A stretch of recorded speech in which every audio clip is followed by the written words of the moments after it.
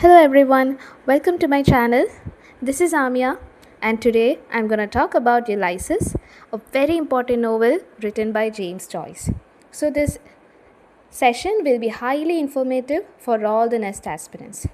So let's start with the author. So I'm going to describe about James Joyce. I'm going to give a brief introduction about who James Joyce is. So James Joyce was born in 1882 and he died in 1941. He was born in Dublin during the time of Irish nationalism. He is an important figure in modernist prose. He is also an Irish novelist, poet, and literary critic. His lifelong companion was Nora Barnacle. Now, talking about his work, his major works include Dubliners. Dubliners are a short story collection, a portrait of the artist as a young man, Ulysses, and Finnegan's Wake. And he is highly known for his linguistic innovation and experimental narrative styles. Moreover, his works often reflect Irish identity, exile, and personal struggle. Now let me describe about his literary style and technique. So actually, James Joyce, he is a pioneer of stream of consciousness. This technique shows characters' thoughts directly. He focuses more on inner psychology rather than action, and in his novels and works, he used symbolism, mythology, and complex language. He also wrote about ordinary people in a deep intellectual way. Now, let me describe about Ulysses. Ulysses is a novel published in 1922. It is a landmark modernist novel, and this novel is widely regarded as one of the greatest and most complex novels ever written because it represents a shift from traditional storytelling to psychological exploration. Now let's discuss about the publication of Ulysses. So the publication of Ulysses is a lot complex. It was first published in February. Published on February 2nd, 1992 on James Joyce's birthday. It was his 40th birthday, and it was published in Paris. The publisher was Sylvia Beach. She is the owner of the bookstore Shakespeare and Company. Now talking about the most important point, no major publisher was not willing to publish his work because of its controversial content. Sylvia Beach took the risk in order to publish it. So actually this novel, the serial publication was done before the book. Parts of the novel were first published in the American magazine. The name of the American magazine is The Little Review, and it was published from 1918 to 1920. Later, the serialization was stopped due to obscenity charges. Now, let's talk about the censorship and ban. Actually, this novel was declared obscene in the United Kingdom and US, and it was banned for several years. Copies were even seized and destroyed. The reason behind it was because of the explicit language and the sexual content which is there inside the novel, especially in the later episode like Molly Bloom's monologue.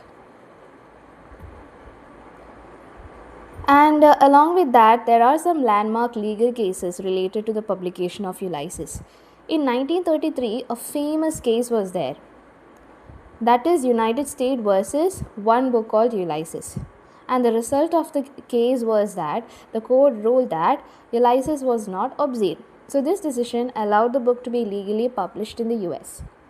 Now let's talk about the later publication. So the first legal US edition was published in 1934 by Random House. After that, it gained worldwide recognition.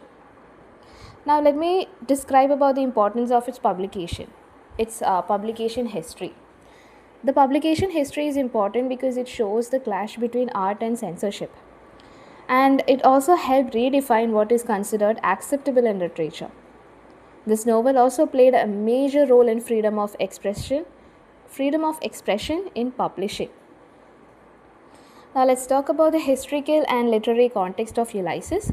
So Ulysses is actually set in early 20th century Ireland, which is under British influence. This novel reflects cultural, literary and political tension, and it is also a part of modernist movement. Why? Because it shows a break from traditional modernist storytelling, as I said before in the beginning. Along with that, it only focuses on inner consciousness and fragmented reality. This novel is influenced by rapid social and intellectual changes during the time. Now let's talk about the narrative technique and style. So the style used is stream of consciousness. Stream of consciousness means continuous flow of thoughts. Along with it, there are interior monologues, direct access to characters' mind. Non-linear and fragmented narration is provided throughout the novel. Frequent shift in style is also there. It shifts from journalistic, dramatic, and symbolic. There is a rich use of symbolism, parody, and wordplay. It challenges the reader but often provides deep psychological insights. Let's talk about the setting and characters. About the setting of Ulysses, the setting is Dublin, and it is on June 16, 1904, and the entire story takes place in one single day. The main characters of the novel are Leopold Bloom. Leopold Bloom is an ordinary, part Jewish middle-aged man, and he is someone who navigates daily life, works as an advertising agent. This character is inspired by Aaron Ettore Schmitz, the author of Zeno's Conscience. Now, the second character is Stephen Dedalus. Stephen Dedalus is a young intellectual who is struggling with identity. He is back from Paris, mourning the death of his mother. The third person is Molly Bloom. Bloom's wife, expressive and emotionally complex. She is married to Leopold for 16 years. She has extramarital relationship with Hugh Boylan, a manager in her upcoming singing tour in Belfast. The city itself acts as a living, breathing backdrop. Now, talking further about these characters, actually this novel is a rewriting of Homer's Odyssey. The hero is not the ideal romantic genre type novels, but the hero is actually an ordinary man dealing with difficulties of 20th century modern life. Let me give you a plot overview. So in the morning, Stephen reflects on identity and purpose. During the daytime, Bloom moves through Dublin and encounter people and situation. During the evening or night time, Bloom and Stephen they meet and form a subtle connection. At the ending of the novel, Molly Bloom's famous interior monologue is presented. The plot is less about action and more about thought and experience. Now let's talk about the structure and Homeric parallel. So about the structure of novel, the novel is divided into 18 episodes. These episodes are grouped into 3 major sections. The first section is Telemachia, which consists of episodes from 1 to 3. And it focuses on Stephen Dedalus mainly. The second session is Odyssey. It contains episodes 4 to 15 and it focuses on Leopold Bloom.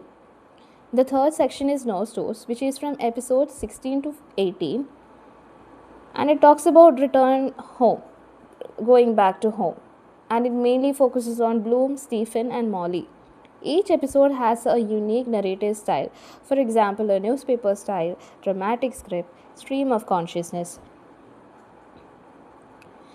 Along with that, we can also find a Homeric parallel in this novel. The structure of Ulysses is inspired by Odyssey, written by Homer. Joyce reimagines this ancient epic in a modern everyday setting. Leopold Bloom represents Odysseus in Homer's work, a wandering man on a journey through the city. Stephen Dedalus represents Telemachus, a young man searching for identity and guidance. Molly Bloom represents Penelope, the wife figure associated with home and intimacy. Now, the first section, which is the Telemachia, it contains episode 1, 2, 3, and it talks about Stephen's journey. So, the focus is mainly on Stephen Dedalus. Stephen lives in a tower with friends but feels alienated, haunted by guilt over his mother's death. Because of that, he struggles with identity, religion, and purpose in life. The key moment in these episodes are he walks along the beach, lost in deep philosophical thoughts. The meaning of this section is that this section shows a young man searching for direction. Now, the second part is the Odyssey. It consists of episodes 4 to 15 and it talks about Bloom's journey. It mainly focuses on Leopold Bloom. So, this is the main body of the novel. and it mainly take place in the morning time. During the morning, Bloom prepares breakfast for his wife Molly Bloom, reads a letter, and that shows a hint of Molly's affair. He also attends a funeral. So this shows his sensitivity and his loneliness. During the afternoon time, he walks through Dublin, meets different people, observe everyday life. Very important point to note is that he constantly reflects on life, death and relationships. Nothing dramatic happened, but everything is psychologically rich. During the evening, it is actually the climax session where Blooms goes to a brothel area.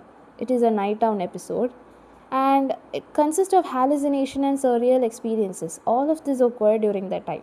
So this part is dreamlike, symbolic and mentally intense.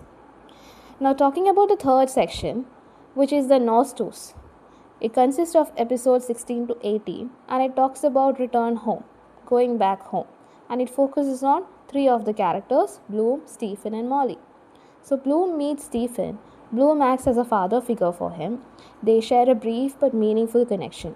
Bloom returns home and finds signs of Molly's affair but reacts with quiet acceptance. So this shows emotional complexity and not dramatic confrontation. Now, Molly Bloom's monologue, when we talk about it, that is actually the final episode, one of the most famous endings in literature, which is long and it has flowing thoughts. There are actually no punctuations in this session and it's raw and emotional. And it ends with a famous affirmation, yes. Now let's talk about the structure of the plot. So it has three major parts and that makes this plot unique. There are actually no traditional storyline, no big kind of climax or resolution. It focuses mainly on thoughts, memories and inner conflict. So this is actually a psychological journey and not a physical one. So I hope this video was highly informative for all of you. If you have any doubts or any suggestions, please drop a comment in the comment box and do follow and subscribe. Thank you.